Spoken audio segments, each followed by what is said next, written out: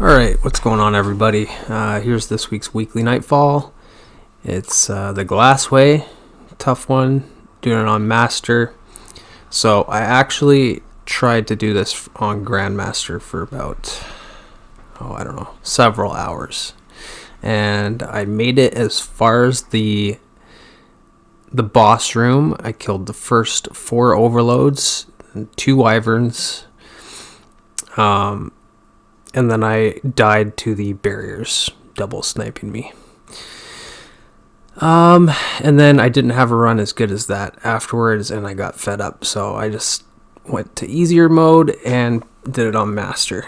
Now it's still a hard Nightfall to solo, even on Master or Legend if you're only at Legend power. But yeah, even on power, this is a tough Nightfall. Fortunately, the modifiers aren't too penalizing for the weekly Nightfall modifiers. GM, it's pretty much always the same, I think. But it's just chaff, which means no radar on Master and Legend. On top of that, the daily modifier is Cosmic Superconductors, so because I'm not using Arc or Stasis, I'm not really penalized as far as I know, because normally, like, if you use Arc when Cosmic Superconductors is active, it means you take more elemental damage at the trade-off that you get your super back faster, but that's neither here nor there because I'm using Void, Nightstalker. And so the reason I was doing this on Grandmaster is, well, I wanted to challenge myself to do Grandmasters, and I particularly like the harder Nightfalls, so call me crazy, but I've only really tried Glassway and Lightblade. Yeah, so I should probably start with an easier Nightfall to Grandmaster, but I figured if I could do it on Glassway or Lightblade, then I could do it on anything, right? Who knows?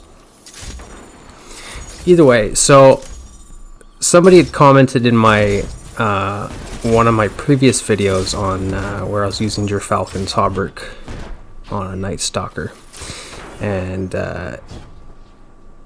challenged me to solo a Grandmaster with Gyrfalcon, and he would take his Omnioculus off. And so I'd already been wanting to challenge myself anyway, so I said challenge accepted, and I gave it 100% for a few days, several hours, and I burnt myself out. So here it is on Master. This is the same loadout I was using on GM with a Vortex Frame sword. And actually no, on Grandmaster I was using Le Monarch with Duty Bound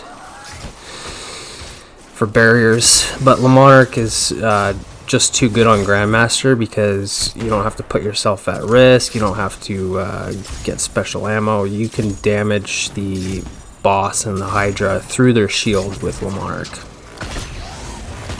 Just constantly doing poison kick damage to them. So even if you hit their shield, it penetrates. But because it's on Master, I figured, well, it's not a big deal. I'll just use Arbalist, and I'll just, make sure I got ammo and pop a few shots off here and there. Worst case scenario, I have to use my primary or my super or grenade or something like that. So. But yeah, this worked out. I didn't want to, as soon as I was doing it on Master, I wanted to kind of switch it up a little bit. I know Arbalist is obviously used a lot, if not overused, but Le Monarch is even more so this season, I find. So I wanted to use my Under Your Skin crafted bow that I have Explosive Head and Archer's Tempo on. I'm also using Bow Reloader. So I can get a little bit faster fire rate. And the Vortex Frame sword is... I was using the Vortex Frame on GM, and it was a good way to take out overloads quickly in the boss room. Outside of the boss room, not so useful. But in the boss room itself, it can come in clutch. So A, you can equip your sword and then you get third person perspective, which means you can see around corners. Which means you can you could avoid all the overloads and wyverns a little bit better and try and bait them. And then if you can get a stun off on an overload with Gyrfalcons as you come out of invisibility, it's basically like you have Lucent Blade. You get a 35% damage bonus. So yeah, so you can take out overloads in like 5 swipes on a heavy. Sometimes with a finisher, depending how weak you got them beforehand, but it's a very quick way to do it. But it is still tricky because you have to bait the overload all the way into one of the rooms where it's safe to then take them out. Whereas like if you're using Taipan, you can stun them from range and then just land crit shots one after the other and you can take them out. So Taipan's probably a little bit better, but the Vortex frame does have some utility for sure. But like I said, outside of the boss room, not so much, because you don't want to use it on these mini bosses,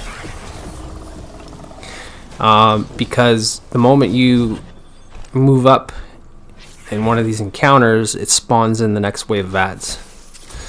So in this section here, once you move up to that middle kind of pillar, the barrier is going to spawn with a bunch more ads, and the boss is never going to come closer than that. So you would have to go in, spawn the barrier, and then take out the boss, but then you risk the barrier tethering the boss and making him immune. So same with the last encounter, there's that center pillar, and the encounter before that, like if you move past the ledge, you'll spawn in the barrier. So it's kind of key to note with these 3 mini encounters where you should stay and do DPS before advancing, because otherwise you'll just get overwhelmed.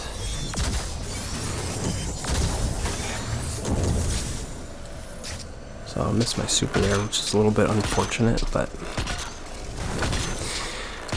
so I've kind of gotten used to Gyrfalcons. Basically, I'm not running any damage buffs as far as mods for a couple of reasons. One, Gyrfalcon's Hauberk is giving me that damage bonus. So as long as I can go invis and come out of invis, if I can cycle that frequently, then I'll frequently have my damage buff. 2 is my hunter stats are not that great, and for Gyrfalcons I specifically wanted 100 mobility, 100 strength. I'm using double outreach on my class item, so my strat is to Quickfall to get invis first, then on my next invis it'll be a dodge, which is going to increase my melee energy, and then I'll be back on to Quickfall. So I can basically go Quickfall, dodge. Sometimes 2 dodges to get Quickfall back, but either way, it does make a big difference having tier 10 mobility and strength, especially in the boss room, because you need to go in and out of invis frequently. In the boss room, at least on Nightstalker. You know, I'm running like tier 2 discipline, so I'm not relying on grenades, and even so, like there's no real grenade build for Nightstalker. I mean, you can get Devour if you're using orbs and stuff like that, and obviously if you ran a higher discipline stat. But for this build specifically, I just wanted to focus on my weapon damage, so in and out of invis, and then you get that big damage buff. And you probably notice, like on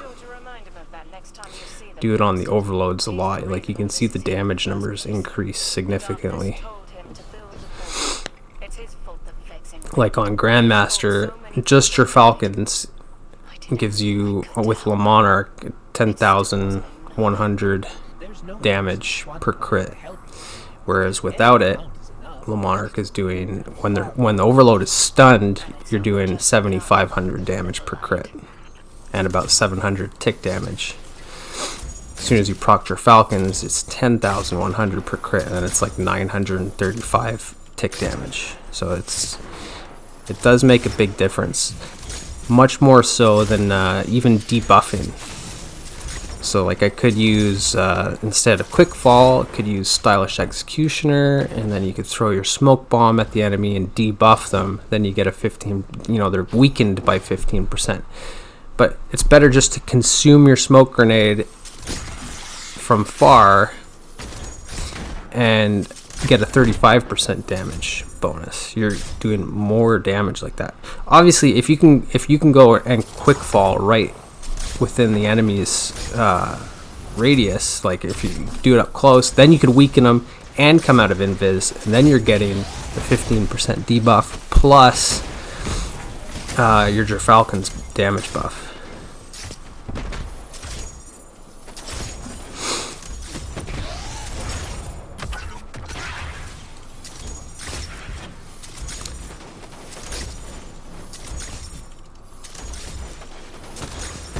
So explosive head on this bow is definitely pretty good. Not as good as the Monarch, obviously, but it's very good at range, and it's good for the plate section with the shanks. Like you can get collaterals and take out multiple shanks at a time. The trade-off is that you don't get that poison tick damage, which means you can't stun overloads like around corners as easily in the boss fight.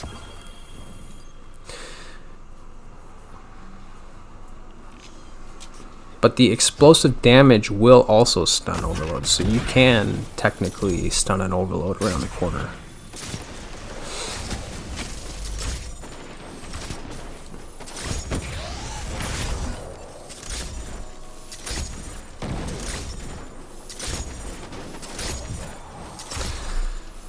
So here I'm not even cycling my invis all that much. Like on GM I was doing it much more frequently because obviously the enemies are way tankier.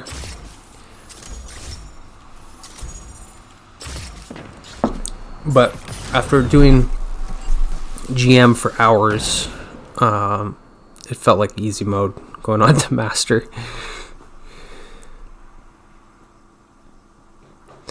So I wasn't too concerned about the damage buff. But yeah, I didn't run any other special build mods because I'm using Powerful Friends. I'm using Radiant Light just to get my stats up, which really cripples any kind of like extra build potential that you could do with your mods. So I think other than that, I'm just using creating Orbs of Power. Orbs are charging me with light. It's giving me either Reactive Pulse or Striking Light. And because this is Master, not GM, I actually knocked my Resilience down to tier 9. Because the only way I can get triple 100s was to use Powerful Friends, Radiant Light, and use a Resilience Fragment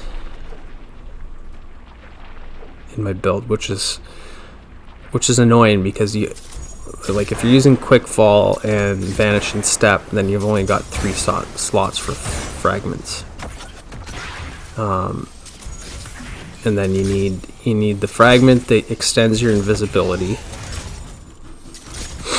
You need well, I wanted to use Echo of Undermining for weakening grenades.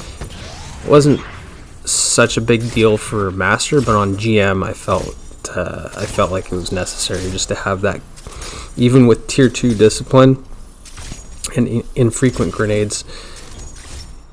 It felt like a big tool in your kit to have a weakening vortex grenade when you really need it.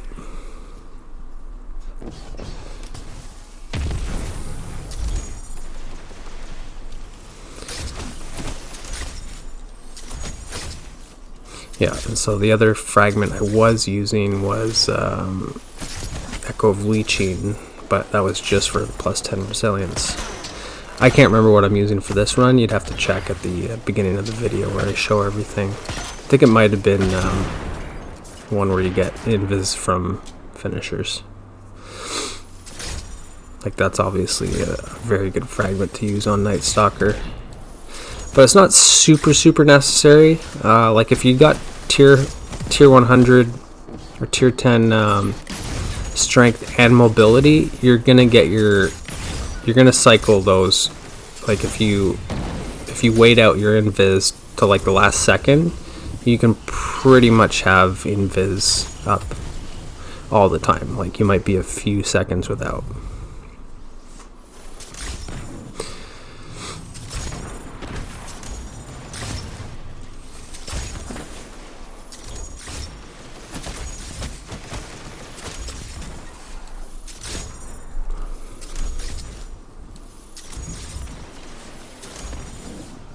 So with all that said, I would actually just prefer to play with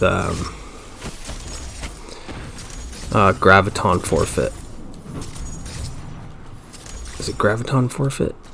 Yeah, I think so. It's the helmet that extends your invisibility. It also like buffs your resilience and your strength and all that. So it's a top-notch exotic armor piece to use in this. That's what I first beat this Nightfall with, and with the extension you get on invisibility with tier 10 mobility with Graviton, you can pretty much be invis the whole time.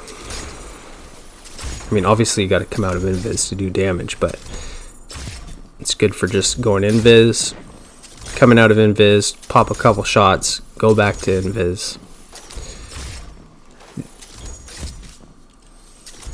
It's a unique playstyle. I like Hunter is not my main, so I'm not super good at it, but I'm also not a huge fan of it. Like, it's a much, even though it could be a very safe type of gameplay style, it's long. Like, it makes everything longer.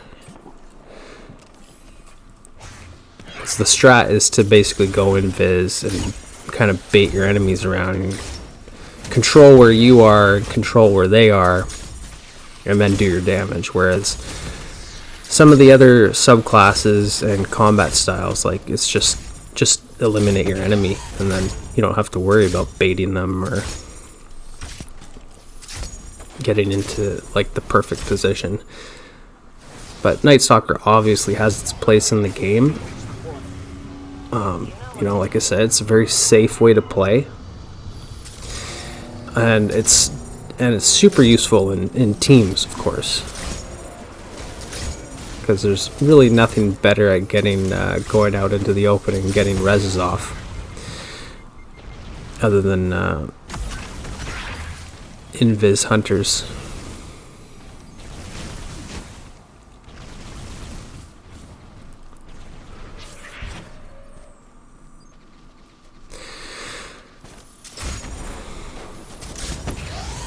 So these overloads are crazy. Like, they just teleport, and you can't stun them when they're in the middle of teleporting very easily. So it's safer if you can get one stun off. You just take a couple shots, and then you want to back off before they come out of that stun and decide to teleport, because like, if you're within like 15 feet of them or something and they're not stunned, they can just be in your face all of a sudden, and then you know they'll kill you pretty quick.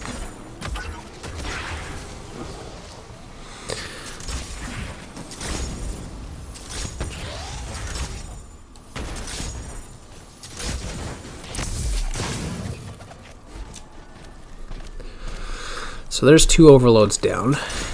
Now there's going to be...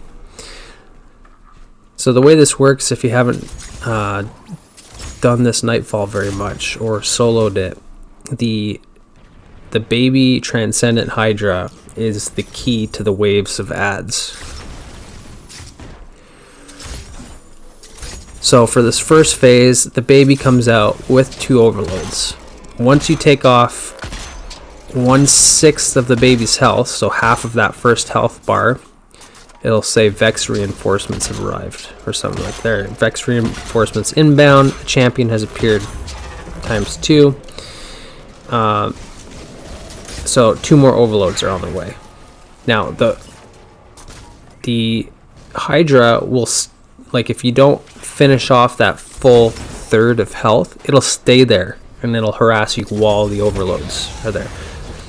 So it could be a bit tricky to do on GM, but if you can, once you've taken the baby Hydra's health down enough to spawn in the next wave, try and quickly make the Hydra go away. So you just gotta take off that first third bar of health. So basically you want to slowly do damage to the Hydra until you see that the next wave is coming, and then do as much damage as you can to that baby to make it go away before all the overloads and everything get in there. If you can't do it, don't sweat it. Just, it means you got to deal with the baby being in there at the same time as the overloads. So if that happens and you're using Invis, then I would suggest never mind the overloads. Just go in and out of Invis and pop some shots off on the baby until the baby's gone, and then you can focus the overloads. Because if you try and focus the overloads and the baby is right there, then you're going to be getting shot in the back while dealing with the overloads, and that's not a good situation.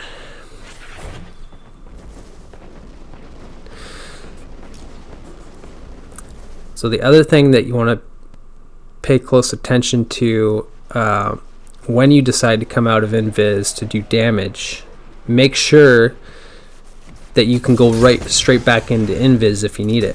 So like if you're Invis and you see that your strength is still on cooldown and your mobility, your dodge is still on cooldown, don't dare come out of Invis and start to do damage, because if they teleport on you and then you don't have a way to go Invis again, you can be dead. So that's one thing you got to pay attention to, is only come out of Invis to do your damage when you know that you can go straight back into Invis.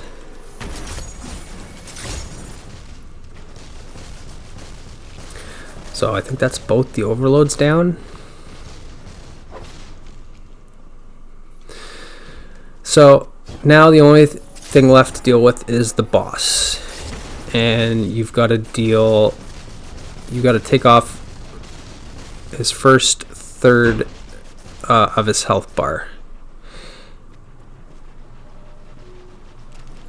and then you'll get the wyverns with a bunch of ads and barriers. So if you can, try and hold on to your super until the wyverns start coming.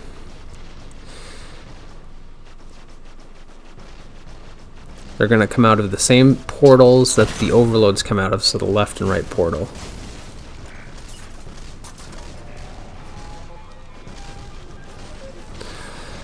So here's where I really wished I had Lamonter, because you can just hit the boss's shield and it'll tick away at its damage.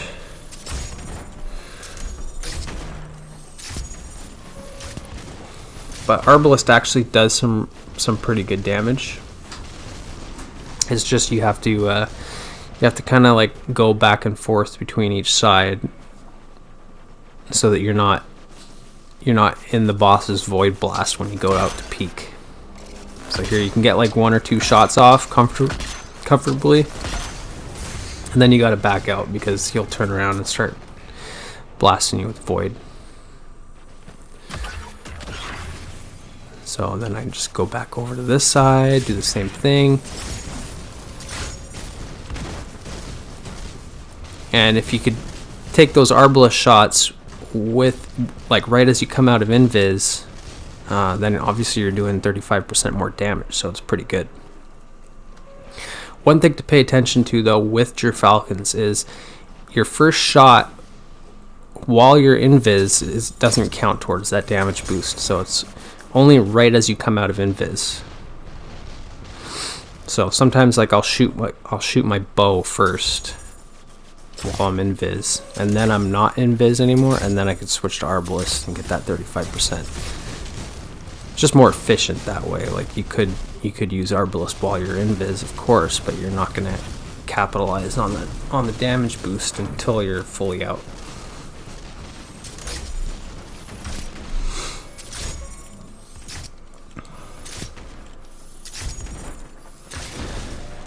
Yeah, so this was a pretty long run. I think last time I did this, I don't remember if it was on Master. I did it with Stag Warlock on Arc, I believe. And crazy thing about that is you can actually just put a Stag Rift down and right in the boss's Void Blast. All right, so the boss has gone away now. Here comes the Wyverns. So don't be shy about using your super on them, because if you can get rid of one, you're way better off. Then you just got to deal with one other one.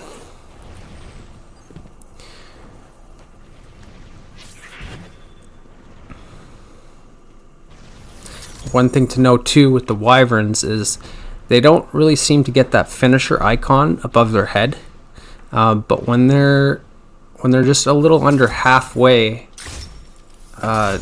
damaged, you can finish them.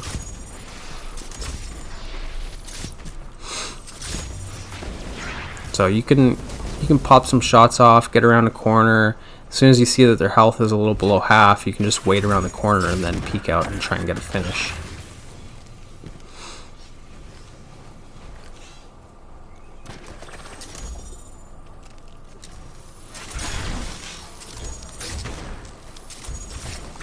So here I'm thinking it's finishable.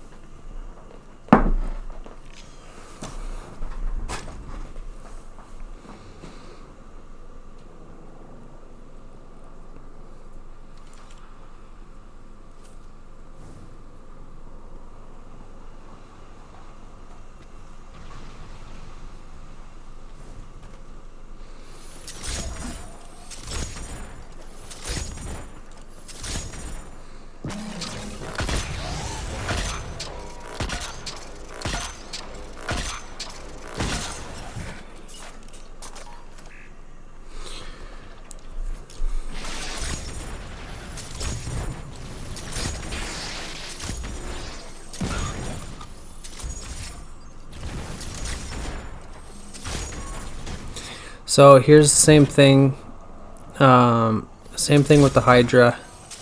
Once you take off half of his next health bar, you're gonna get the next wave, which is gonna be another 2 Wyverns and another 2 barriers. So it's definitely important that you take out the 2 Wyverns before you even think about spawning in the next wave.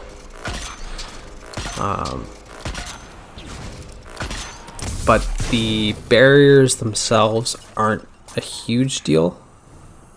Obviously dealing with 2 barriers as opposed to 4 is still easier. So you can really go either way, but the nice thing with the barriers is they all stay outside. Sometimes they can teleport in here and surprise you, so you do have to watch out for that. But yeah, because they stay outside, you know, as long you can easily take them out. Not easily, because they're still a pain in the ass. Like, whenever there's more than one barrier, they like to get in front of each other and put their shield up, and then it's like you're just in this never-ending cycle of breaking 2 shields at the same time and not doing enough damage, and then they regain their health. So if you ever get the chance to isolate one barrier by itself, try and take it out right away before the other barrier gets there, because the other barrier will just make it a nightmare. Okay, so here I spawned in the next wave, and I immediately did as much burst damage as I could to the Hydra to make the Hydra go away. So Hydra's gone, now I got 2 Wyverns, and I think, did I get both Wyverns there?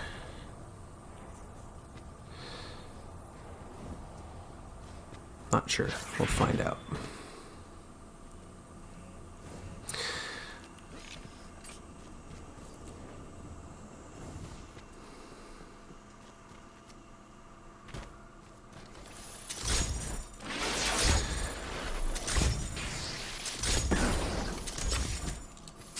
Another thing you may notice too is I turned the music, the game music down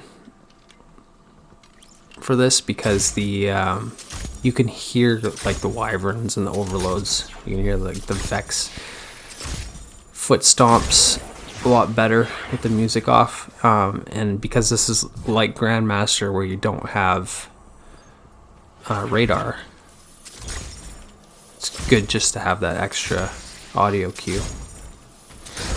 Less of a distraction.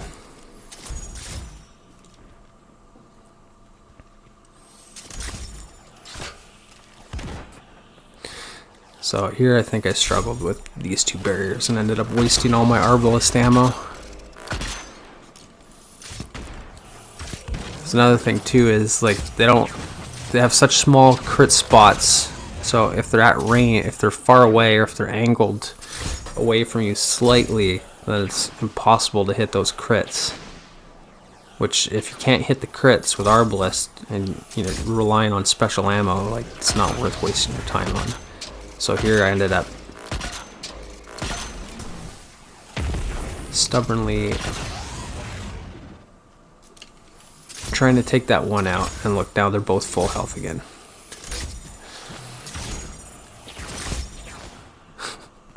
So I think I was just getting frustrated at this point, but now I gotta go out and look for ammo. I know I have 2 shots, so here I'm probably thinking in my head, I either need to find ammo or I need to save my 2 shots, build up my super, use my shot when I really need it, and then use my super or my grenade and or my sword, right? But I don't want to go out there and sword one of the barriers when they're both there. Because if they hit you with 2 sniper shots, you're dead. So even though they're not like a threat in the sense where they're coming into the room and getting up close, they're still very deadly.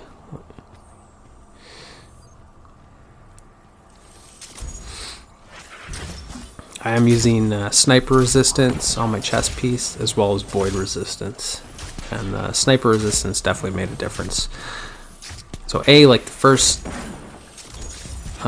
part of this Nightfall against the Fallen, like there's a lot of snipers. And if you don't use sniper resistance, like, and 2 of the Vandals hit you at the same time, you're dead. It feels like you just got 1 shot. Otherwise, one shot will get you critical. So with sniper resistance, I would say it helped a bit for sure.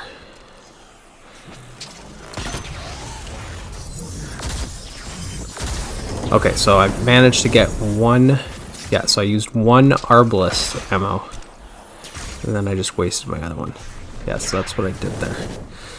Took my 1 shot, took advantage of it, and used my super. Now I got no Arbalest ammo left because I missed my shot on the second one. I probably shouldn't have taken that shot right away. I probably should have got a bit closer, done some damage with my bow, and then wait for him to shield, and then break his shield, get a weakening grenade on him, and vortex sword him. That would have taken care of him. But I mismanaged my ammo there, so. But look at the one that I killed, just happened to drop 3 bricks of special. So just like that, problem solved. But imagine if he didn't drop any special. Like I probably would have been screwed, because I can't even spawn in the next wave until this barrier is dead. So that's one of the reasons why I don't often run Arbalest. Because if you do run out of special, you're going to be screwed.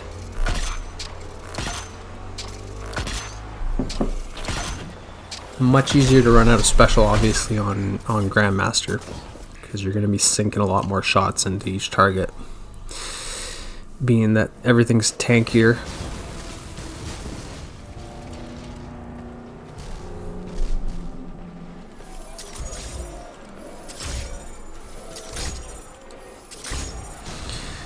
So now the boss is back, and I can't remember if the baby comes out for this part, but either way, you've got 2 overloads, a bunch of ads to deal with. Once you take these 2 overloads out, and then you're gonna get another 2 overloads.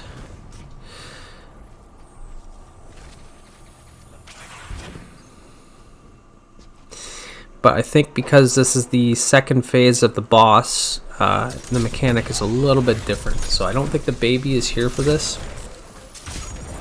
So now you're just got to do damage to the big boss.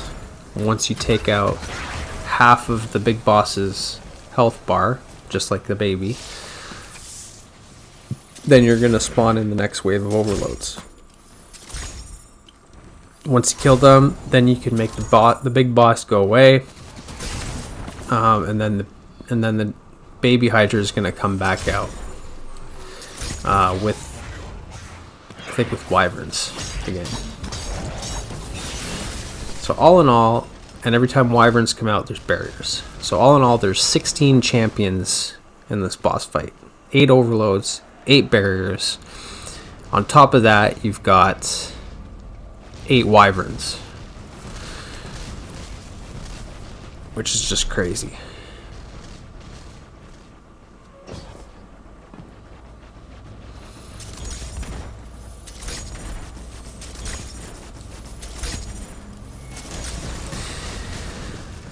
But it is pretty intense. It's good. It's definitely a fun Nightfall to play.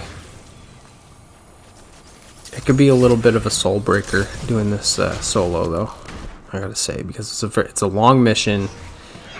The first part of the Nightfall is a grind, like dealing with the Fallen. Like, it's very different compared to the boss fight. Like, all the way up to this point, you're just dealing with Fallen, you're dealing with the mini bosses, everything's from range, you move up a bit, you spawn in the next champion, etc. I'm not a big fan of Fallen, but I like, yeah, you get into this boss room and it's all Vex and everything is way different.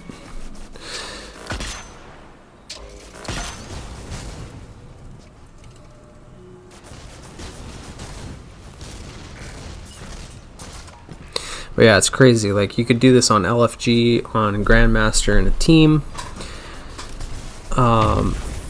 and everything seems to be going great. Nobody's even died, like, up until the boss fight, and then all of a sudden, as soon as you get that first, and also people don't necessarily understand the mechanics of when the waves of ads and champions and wyverns spawn, so they just, without thinking about it, damage the Transcendent Hydra too much and then get overwhelmed. But yeah, teams can quickly fall apart in this boss fight.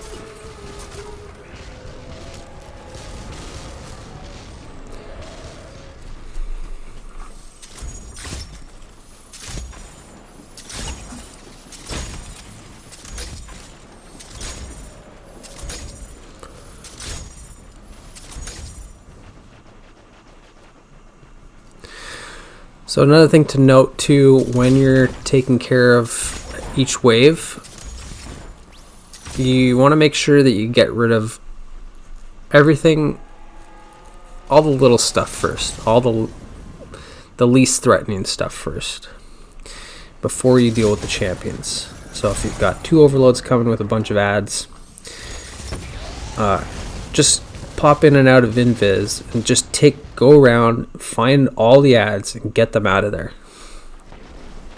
Get the champions by themselves. Because the last thing you need is to be fighting a champion and then getting shot in the side and the back by ads.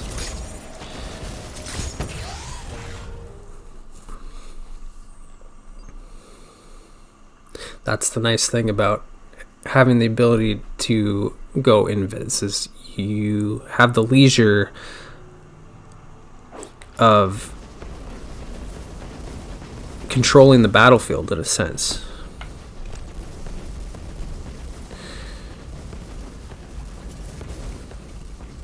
So like if I was doing this with Titan with storm grenades,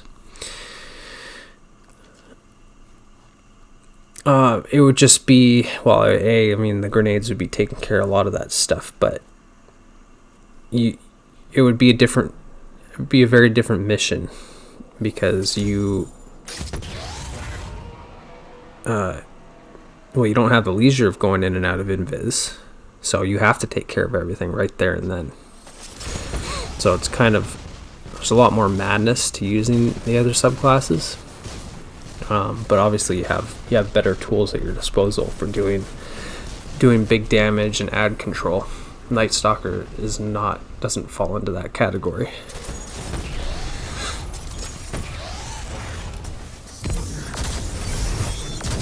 Thought I was gonna get lucky here and take out both those overloads with the double stun and the weakening grenade and the super, but it only took out one. Either way though, it was a pretty good result. Was able to take out the other one with some bow damage.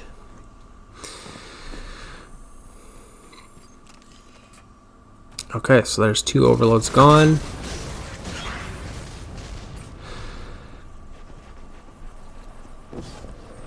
I haven't been paying attention. I'm not sure if there's 2 more to come. I don't think so. I think that's all 4 overloads done. All 8 total in this boss fight. So now I just got to get the big boss to go away.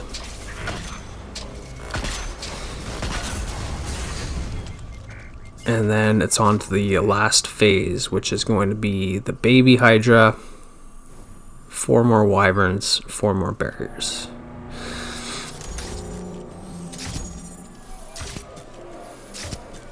So these barriers are actually, oh, and the big boss is out too at the same time. So these barriers are a little bit trickier because the big boss is going to want to get in your way. Whereas the last phase of barriers, the big boss was gone. So you were actually able to go out into the arena and take care of the barriers without that distraction.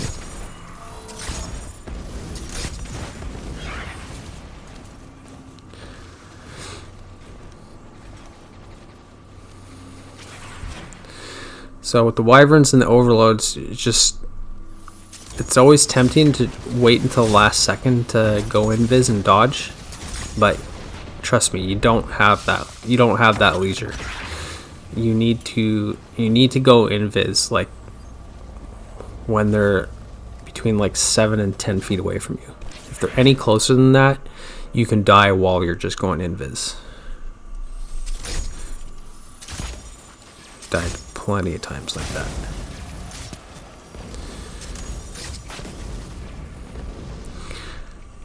So, and here's another thing, like if you get surrounded in one room, just go to the other room, bait them over to that side,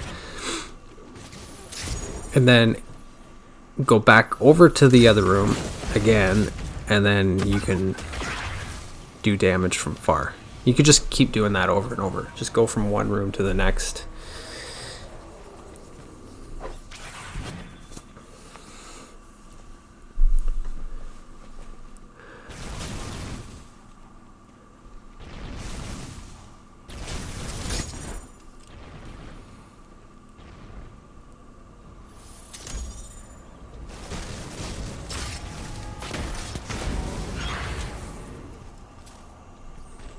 See, just the fact that the wyvern was that close and I didn't have a piece of cover, That was scary.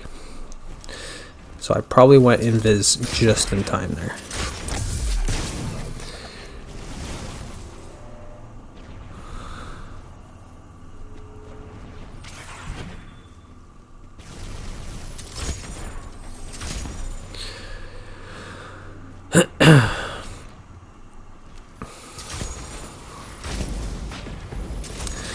But yeah, I might try this a little bit more on Grandmaster. It's so frustrating because like I tried this for a few hours, and on one of my first attempts I made it pretty far into the boss fight. The fact that I was able to get rid of the overloads and 2 wyverns, I mean, that's the hardest part right there. I made just kind of a stupid mistake dying to the barriers. But if you can do that, then you can do the whole boss fight. It's just a matter of time, but I just haven't had as much good luck since then. That, and when you try these things over and over, like, you end up just losing patience. And then you just start dying to stupid shit, like, in the beginning. Like, it'll become... The longer you try to do it, the more you'll die in stupid spots. Like, you won't even make it to the boss fight. You'll die at like the beginning to a shank or something like that, because you're just so impatient. You want to get back to that spot where you last died and conquer it.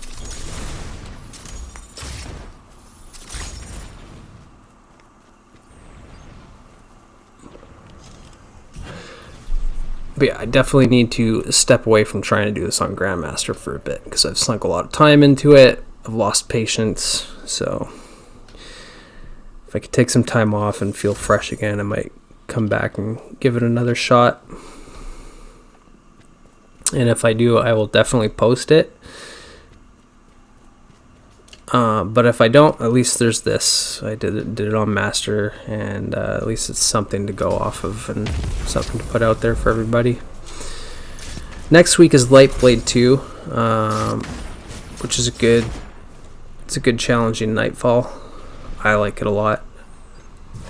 I soloed it on Master last time it was around. I actually tried a little bit on GM, and I think the furthest I made it on GM was the bridge area. So I was able to get through that first room with the light bearers and the arc shielded knights and barrier knights and stuff. But I haven't even practiced soloing it on, like, soloing the boss, so that'll be a whole nother thing. So even if I can make it that far on Grandmaster, then I have 0 practice on the boss, so I'm not sure I'll be able to do it. Might give it a shot, but if not, I will try and post a solo master version of it as well. And then I've also got the Communion, which is the weekly Witch Queen campaign. I'm doing that on Master now too. So as soon as I get that done, I'll post that. And I went kind of opposite with the Communion because I was so fed up with playing Nightstalker and taking forever to complete this Nightfall that I just went straight for Touch of Thunderstorm, Grenade Titan, and Lament.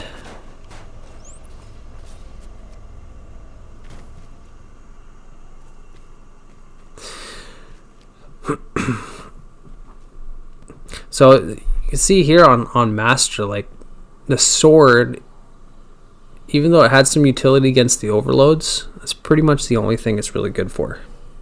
And then I didn't even use it on, I think I used it on like 2 or 3 overloads, that's it.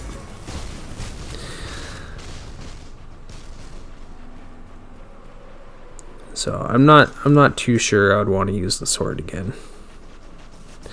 Arbalest was my main damage dealer, I'd say, if anything.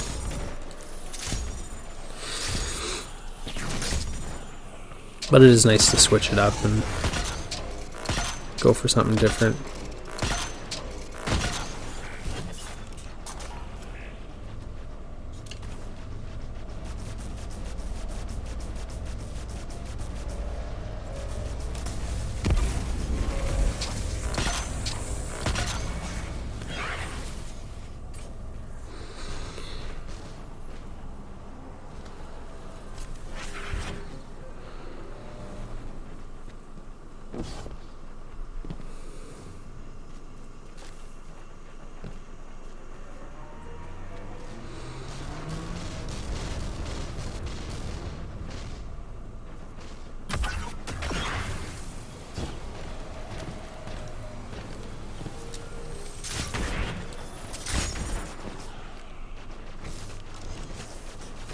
So yeah, all in all, would I use Gyrfalcon's Hauberk over Graviton? Probably not.